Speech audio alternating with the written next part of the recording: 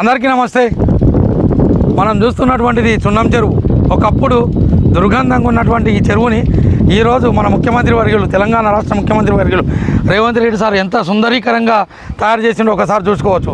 ఎందుకంటే చాలామంది అవాకులు చివాకులు పేలుతున్నటువంటి హైడ్రా గురించి అవాకులు చివాకులు పేలుతున్నటువంటి వ్యక్తులు దీన్ని చూసి అయినా బుద్ధి తెచ్చుకొని ఈరోజు ఇక్కడ వాకింగ్ ట్రాక్ కానీ లేకపోతే ఇక్కడ ఉన్నటువంటి వాటర్ వచ్చిన తర్వాత ఇప్పుడు నిన్న మొన్న కురిచినటువంటి చిన్న వర్షానికి ఎంత మంచిగా వాటర్ వచ్చిందో, తర్వాత ఇంకా కొన్ని రోజుల తర్వాత ఇది మొత్తం నీళ్ళు వచ్చిన తర్వాత ఈ సున్నం చెరువు అనేటటువంటిది ఎంత ఆహ్లాదకరంగా ఇక్కడ ఉన్నటువంటి ప్రాంతవాసులకు ఎంత మంచిగా అనిపిస్తుందో ఒకసారి చూసుకొని, ఈ రాష్ట్రంలో ఎవరైతే హైడ్రా గురించి ఏ రకంగా మాట్లాడుతున్నారో వాళ్ళకు బుద్ధి చెంపపెట్టు లాంటిది అనేటటువంటిది మనకు అర్థమవుతుంది.